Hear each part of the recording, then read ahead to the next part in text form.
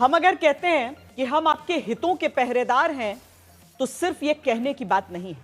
आज तक हर उस युवा के हक की लड़ाई हमेशा लड़ता आया है जिसे सरकार नौकरी देने के नाम पर अटकाती है, भटकाती है।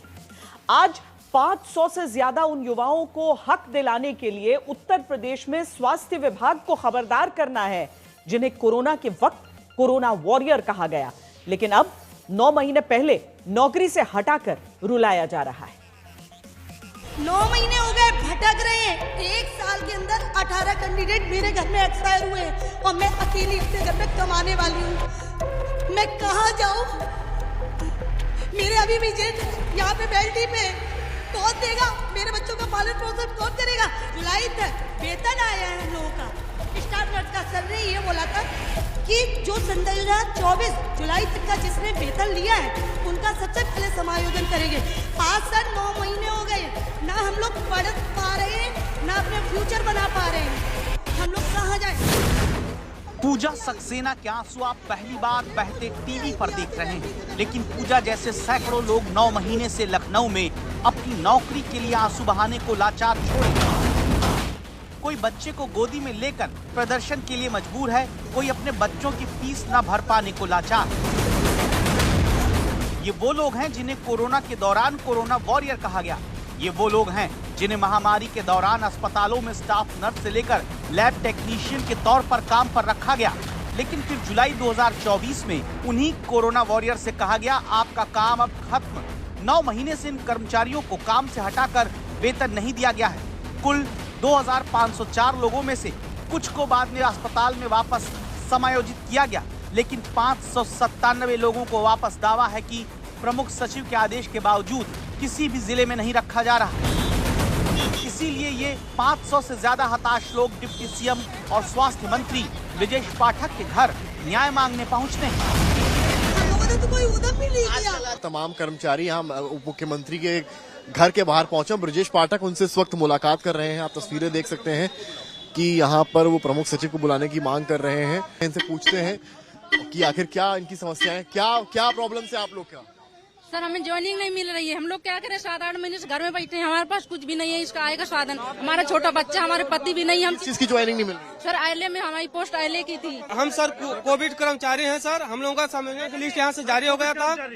4 साल नौकरी 5 साल किए हम लोग और यहाँ से लिस्ट जारी हो गया कि सबको रखा जाए। सीएमओ भगा दे रहा है। चंदौली जिले में सीएमओ भगा दे रहे हैं।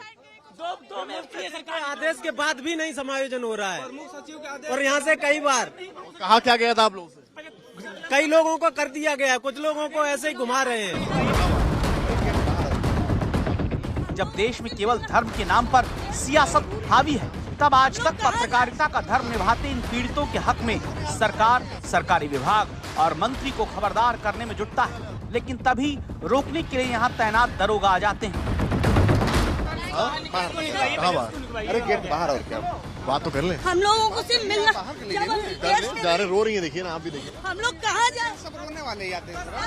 यहाँ जितने आदमी रोते हैं, ऐसी बात है, रोने वाले आते हैं। और इनकी आंखों में आंसू के रोने वाले आते हैं। ठीक है, आप ले लीजिए। तो आप भी दे रखिए बॉस, थोड़ा तो सम्मान कीजिए। शब्दों पर एक बार फिर से गौर करिए। सब रोने वाले ही आते हैं। सब रोने वाले ही आते हैं।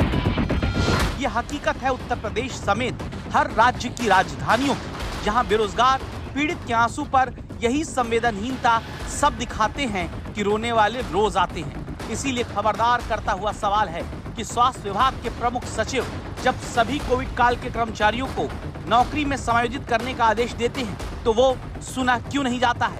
क्यों 500 से ज्यादा लोगों को 9 महीने से अपनी ही नौकरी के लिए तरसाया जा रहा है? वो प्रमुख सचिव ने क्या कहा था उस वक्त? उस वक्त कहा जब हम लोग यहाँ धरने बैठे तो जैसे प्रमुख सचिव आदि ने लेटर जारी किया कि सब डिस्ट्रिक्ट में इनको समायोजित कर दिया जाए, सारे कर्मचारी 2504 कर्मचारियों को। जब वो शासन आदेश गया जिले पर तो जिले बोल रहे हैं सीएमओ लोग कि ये शासन आदेश हम नहीं मानेंगे। आखिरी आदेश दिया गया था 1 तारीख को।